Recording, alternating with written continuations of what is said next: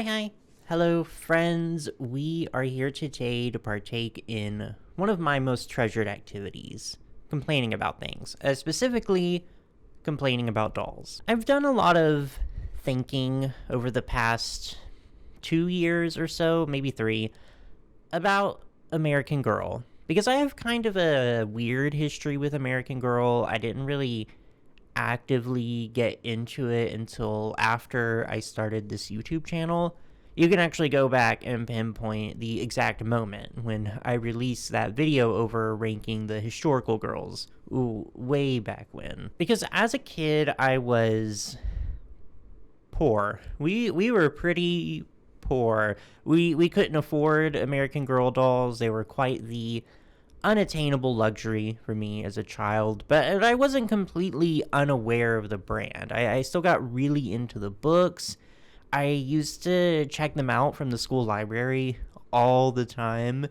Those girls gave me so many AR points. So even though I didn't have the dolls or the play sets, I still fell in love with the stories and the characters. So it was kind of a special moment, really, all those years later when I revisited the brand as an adult and I got to explore all the new characters. I got to fall in love with the stories all over again and also develop an entirely new appreciation for the brand's message, to see how much American Girl valued education and history and allowing us to view significant events through the eyes of a young girl in history, which is a perspective and a demographic that is frankly quite overlooked. And I was so inspired after making that video that I went out and I bought some dolls of my own. Samantha was my favorite as a child. She's still my favorite now. I got her secondhand and cleaning her, restoring her, dressing her up, doing her hair. Please be nice. Her hair had been cut a little and it was actually extremely difficult to get it into this style. I know it looks a little chopped, but it was still a special bonding moment. Anyway, that's all just to say I have a lot of love and appreciation for American Girl. So I just want to be clear that this video isn't complaining for the sake of negativity. It comes from a place of love. And a little hate for certain things, we'll get there, but mostly love, I swear. I am just not happy with what's becoming of American Girl. The direction that it's been heading for the past few years, the decisions that it's been making as a company, and how it's been treating its legacy. It's not like a hot take that American Girl isn't the company that it used to be. It's gone through a lot of changes over the years, and I just don't think it's ever come as close to losing its original message as it has recently. And trust me, that's really saying something. The old American Girl catalogs used to include messages from the founder, Pleasant Rowland herself, and I want to share one from the 1998 catalog that I just found very poignant, and I just think it's important to keep in mind throughout the rest of this video because it really hits home what the point of American Girl used to be. I began Pleasant Company over a decade ago to provide girls with beautiful books, dolls, and pastimes that celebrate the experience of growing up as an American girl. As an educator, I wanted to give girls an understanding of America's past and a sense of pride in the traditions that they share with the girls of yesterday.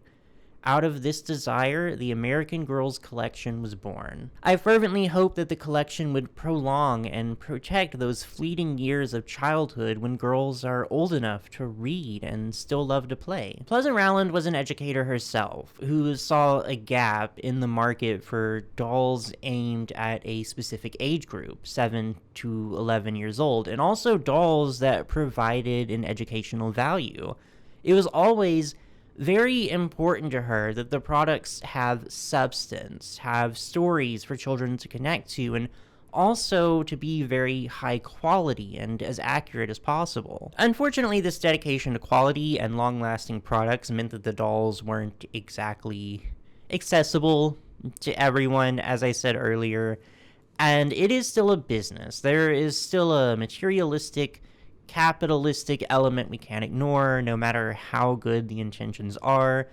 But I still think there's a lot of value in President Rowland's original vision for the brand. And it's just unfortunate that American Girl has strayed so far from what her intention was. So, let's talk about it. So, the first facet of American Girl that I take umbrage with, and it's one I've spent quite a lot of time complaining about, the seemingly endless stream of these collector collaboration dolls. And I want to go on the record now saying that I take no issue with the concept of American Girl having collector level products. I think they will always occupy kind of a weird space because American Girl dolls are already at a pretty high price range. Like, they're not really playline even at the base level, but that doesn't mean they can't have collector dolls, because in a way it's kind of a smart business move. American Girl has been an ongoing brand for many years now. Many people that grew up with American Girl dolls are now adults with nostalgia, adults who might still collect dolls. There is a market there, obviously. And also, they've been doing collector dolls for a while now, just up until like 2-3 years ago. They were usually just one or big 2 annual releases. Now it's just like one after the other, after the other, after the other, again and again and again. And I guess what stings the most is the fact that these are all collaborations. They're licensed products, and with one of the first releases, it was Barbie, to promote the Barbie movie. Back then, it was a little less insidious because, you know, Mattel owns American Girl. Mattel owns Barbie. It's a little self-aggrandizing, sure, but it wasn't the worst thing in the world. I just thought she was kind of ugly. That's all. But it kept happening. It was Barbie. It was the Disney princesses. It was Clueless. It was Wicked. It was Wednesday. Now it's K-pop Demon Hunters. And I imagine we will be seeing many more of these in the future. And what really gets me, what really grinds my gears, is that these collaborations are not organic. They do not have any brand synergy with American Girl. They were not even made with American Girl in mind. These are all brands that Mattel had already previously acquired the license to make products for. Mattel regains the Disney Princesses license in 2022, right? Next year, there's Disney Princess American Girl dolls. Mattel gets the license to Clueless Barbies for its anniversary. Why not release American Girl Clueless fashion packs while we're at it? Mattel's already making Wednesday Monster High dolls. Make a Wednesday American Girl doll too. Mattel gets the license for Wicked for fashion dolls. We get American Girl Wicked dolls. Mattel gets the license for K-pop Demon Hunters, and here we are. So these are not collaborations that are made with pure intentions and a pure heart, or in a more specific sense, they're not made while thinking about what suits American Girl, what has the most harmony and synergy with American Girl as a brand.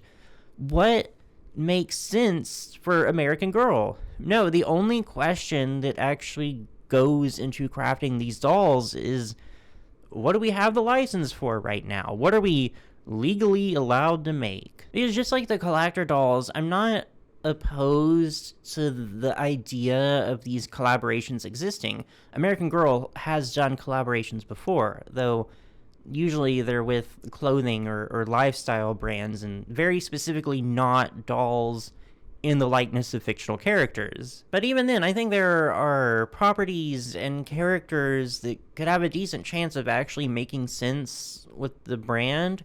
The collaborations that we're getting just have so little thought and planning put into them that it almost feels insulting. The markup that they are being sold for is also really ridiculous. When the Disney Princess dolls first came out, they were $300.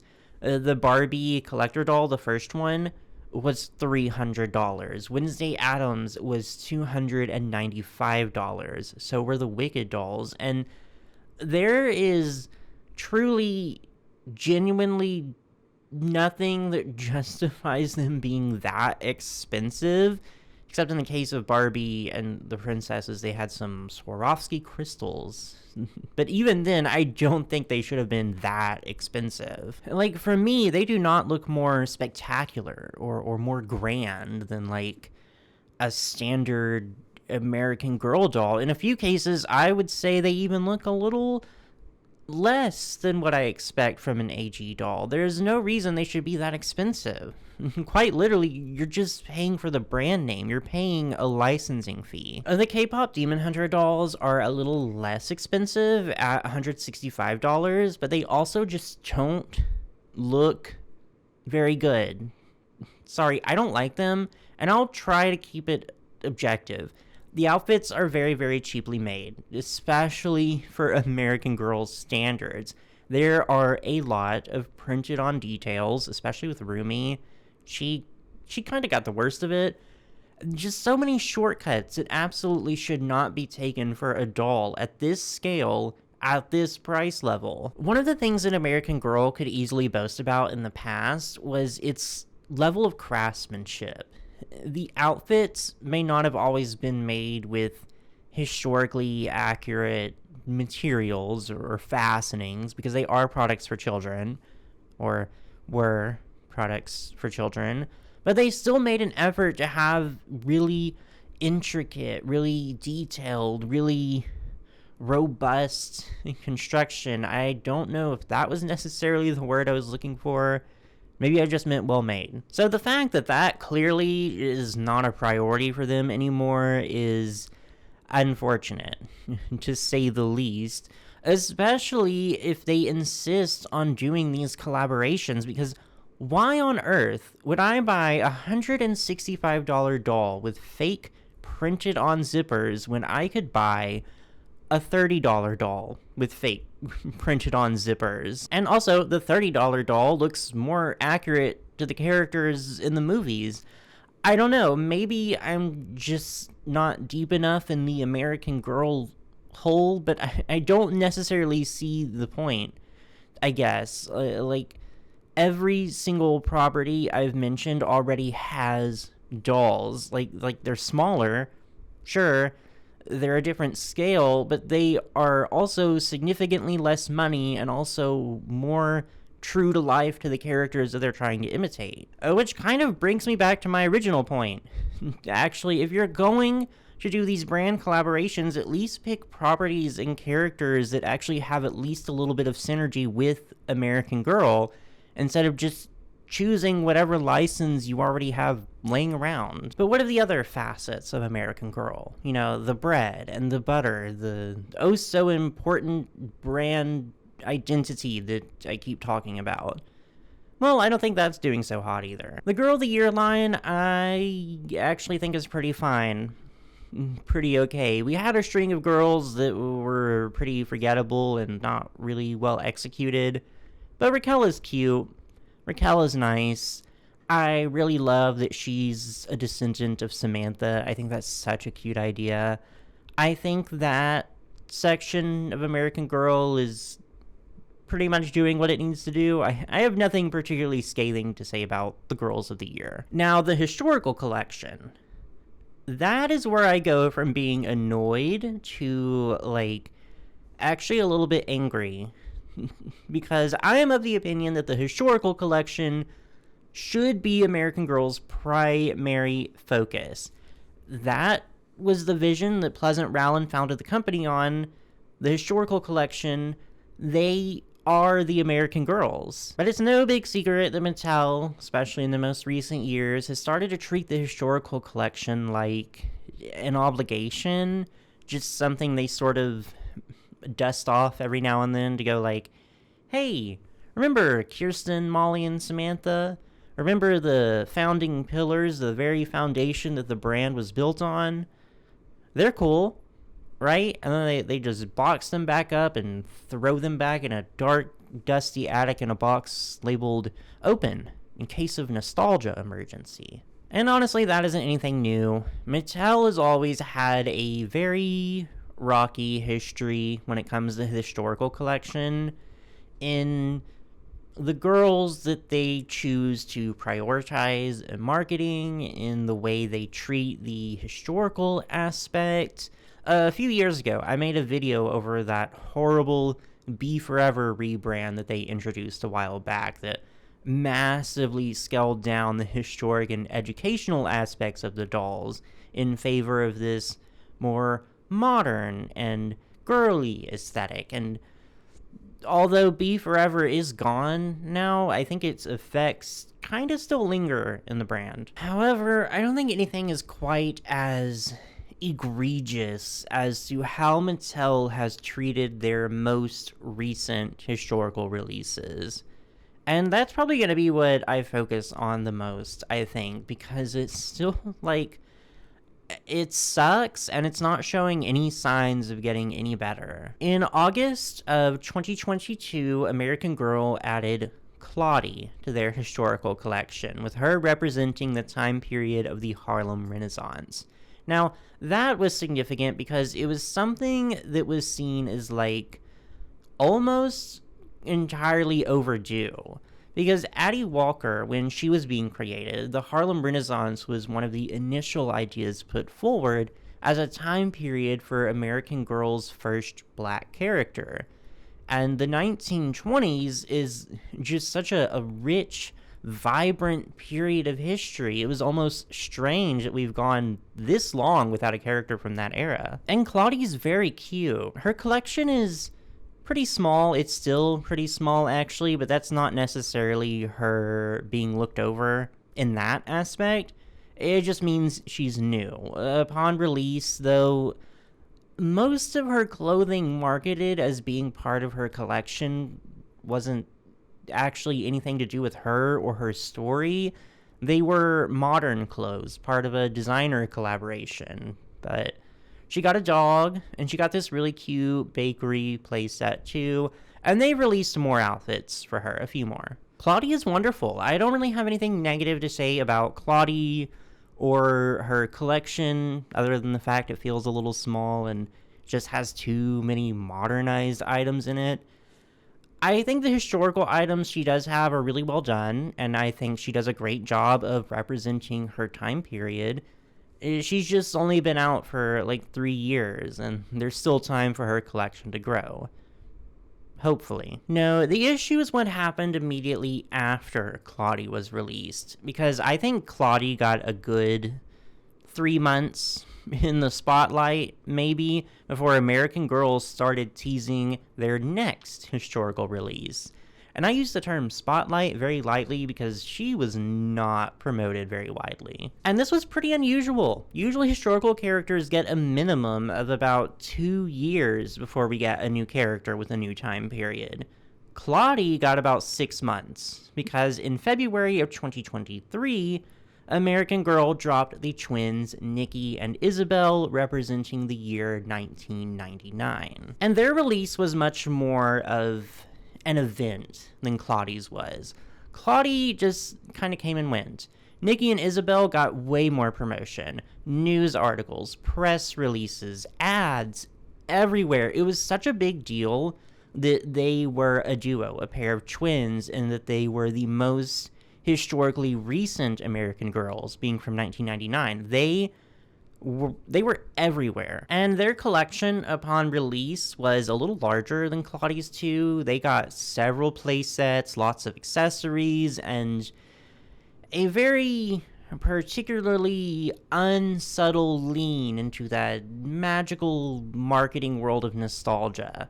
Because a lot of the stuff that Nikki and Isabel featured were a lot of real products from that time period, like Grin Pins, Tamagotchis, Pizza Hut. It was just such an obvious appeal to millennial nostalgia. No offense to the millennials. I'm on the cusp, so I experience a lot of this stuff too, but you are a demographic very susceptible to this sort of marketing, and you have to admit it. Not only that, but Nikki and Isabel got their own little animated series on the American Girl YouTube channel. Claudie got a little CGI dance video, and that was pretty much it. Claudie was incredibly overshadowed by Nikki and Isabel, to the point that it's difficult to say that it wasn't intentional. At the time, it felt very intentional.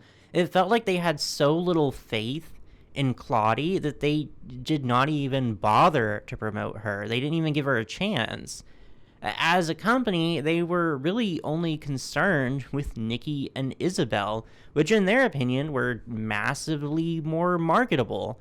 So you can see how that has some really disturbing implications as to what their priorities are, right? And I think Nikki and Isabel are cute. I love Isabel's design. In particular, I think their collection is well done. It leans a little too heavy on that nostalgia factor, but I also think they represent another big problem with the direction that Mattel is taking American Girl, and how they're really shifting the focus from what the brand used to be in terms of story and education. Because Nikki and Isabel, in my opinion, really do not feel like historical characters. Because let's just think about the historical characters and what they represent and what they've gone through. American Girl, to me, is about connection. It's about showcasing stories, again, from a demographic that is so often overlooked throughout history. It's about teaching. It's about celebrating girlhood, even through historical trauma and adversity. It's something people even love to joke about, right? This doll's friend died of cholera. Yes, Kirsten burned her house down and had to sleep in a cave with a frozen corpse. Samantha saved her best friend from an abusive household and witnessed the horrors of child labor firsthand. Even the girls from the most recent time periods tackle important issues. Mary Ellen from the 1950s had polio as a baby and has a physical disability from it. Also, even though her stories have this backdrop of the idealized 1950s middle-class America, they're still not afraid to discuss how there's a fine line between being patriotic and being xenophobic and toxic towards anyone deemed un-American. Julie, in the 1970s, suffered from sexism and gender discrimination and discussed the second wave of feminism and how a girl Julie's age would perceive the social issues of the time. Courtney, in the 1980s, also discussed gender inequality. She brought up the AIDS crisis and the discrimination against those diagnosed with it. She also witnessed the Challenger explosion live on TV. She saw 7 people die, people that she looked up to as a girl interested in space travel and crossing gender barriers in STEM, and she struggled with the trauma of that. Nikki and Isabel's biggest problem is, planning a Y2K party, and that's not even really an exaggeration. And that's not to say that American girls have to experience all trauma all the time, or that their stories are not valid if they don't have some element of disaster or death or plague or pestilence. I know that there was the Y2K bug in 1999, that was sort of a thing, but nothing happened. Very pointedly, nothing happened. There is actually a very good way to illustrate my point here. On the American Girl website, they have these little articles over the historical girls and why they matter. For Claudie, why Claudie matters, they have a few paragraphs over Claudie's struggle with finding her talent and how kids can connect with that struggle and her struggling with creativity, as well as the importance of community and role models and being proud of where you come from. Very sweet. On Nikki and Isabel's page, it talks a little bit about how the twins are so different, but find ways to express their individuality. They have girl power and conquer their fears to talk to the cool kids at school. And then a very large section of the page is devoted to talking about how to plan a party and also a cookie recipe. That's why Nikki and Isabel matter. The article does not even mention once that the twins are Jewish, which you think would be a significant detail when talking about the importance of their representation. But I don't think American Girl is concerned with their representation. Unlike the other girls in the historical collection, they don't really seem concerned at all with representing anything or teaching anything or talking about history at all. It's just selling the Y2K aesthetic and nostalgia, and unfortunately, not much else of substance, which is a pretty glaring issue given what the historical collection should be. It just seems kind of pointed, honestly. Like, they're very intentionally avoiding anything that could be upsetting or controversial or the least bit thought-provoking. Because if you really wanted to make a setting for a historical doll that could have this Y2K aesthetic, there is a very significant event in American history that happened in the early 2000s that you could use as a backdrop. 9/11. And I fully understand where this is going. Could be extremely laughable, but please bear with me. Yeah, it sounds like a setup to one of those awful American Girl SNL sketches. I get it. I'm really not trying to sound like that one review of Turning Red where the guy was like, how can the movie take place in the early 2000s and not even mention 9/11? But 9/11 was a very significant period in American history, and there is a lot you can do with the story of a young girl in that era. You can discuss how toxic the patriotism was. You can discuss how we as children were encouraged to see certain demographics as the enemy thanks to propaganda, and also the fear of doing anything or being labeled un-American. You could talk about how difficult it is to process a disaster on a nationwide scale, or to live through an active war and not being old enough to really understand all of its implications. And just because she saw on the news that 3,000 innocent people tragically died, and now her school makes them all stand up and sing Proud to Be an American by Lee Greenwood every morning, that doesn't mean that she can't also have a Tamagotchi or treat herself to a Pizza Hut personal pan pizza. Or maybe that's a terrible idea. I don't know. The more I talk about it, the more I'm like, maybe it's too soon. But I lived through that era. I was very, very young, but I lived through it. Kids today in American Girl's demographic didn't. They weren't alive. They weren't born yet. The world that they live in is one shaped by that event. If you really want to sell and package a historical character with a trendy Y2K aesthetic, then maybe there's some value in actually attempting to educate children on the socio-political issues of the time, too. I guess that's the point I'm trying to make. It doesn't have to be 9/11. It's just one very, very significant thing that happened. In like 20 years, though, I guarantee we're gonna get a historical girl that comes with a little face mask and a tiny little laptop with a screen printed to look like a Zoom meeting. Mark my words. I don't know. I just miss the American Girl that was more unafraid. The company has never been without flaws entirely. It's never been absolutely perfect in the way it portrayed history or how it treated its lineup of characters, but I think it still deserves a lot of credit for being willing to address and showcase as much as it has. Like, I grew up in Texas's educational system, okay? And before that, it was Arkansas's educational system. Needless to say, the history that I was being taught was incomplete, to say the absolute least. But I've always loved history. I've always loved learning, and that's what drew me to American Girl in the first place, why I checked out the books in the library. And I remember learning so much that my school would never have bothered teaching me. Addie taught me things about slavery and the efforts that enslaved people would go through in order to escape their conditions. Things that my curriculum pretty much completely glossed over. Cecile's books taught me about free, upper-class black communities in the 1800s that I would not have known existed because my school was completely uninterested in showcasing that side of history.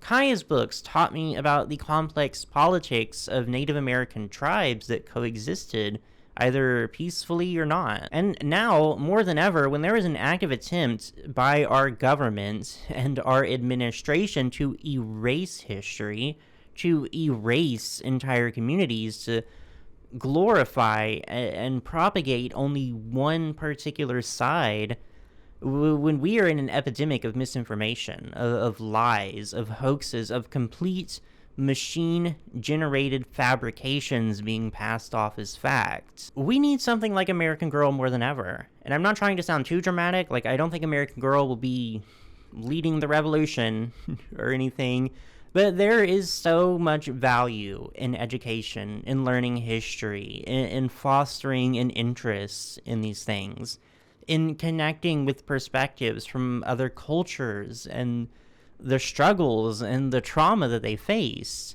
But American Girl just doesn't seem interested in doing that anymore. And I guess I get it to an extent. They're a business, they have to make money, and products with a big focus on education and accurate history perhaps do not sell as well as products with a glossy coat of sparkly Y2K nostalgia paint. I have a feeling I'm going to be revisiting this discussion soon because Mattel has recently announced that they are going to develop a live-action American Girl movie, and I really don't have a lot of hope for how well done that is going to be. But I don't know. I could be wrong. It could be an amazing, mind-blowing celebration of the brand and its legacy. That could happen. Mattel just hasn't given me a lot of reason to believe that would be the case. In any case, I think I've talked enough. I've gone through my notes, so now it's your turn. Let me know your thoughts. Are you as unhappy as I am with the current state of American Girl? Maybe you disagree with me entirely, and that's fine. I would love to hear about why. Have you bought any American Girl products recently? Do you just not care about American Girl at all and are only here for my dazzling wit and magnetic personality? Whatever's on your mind, just be sure to let me know down below. And remember, keep it cute.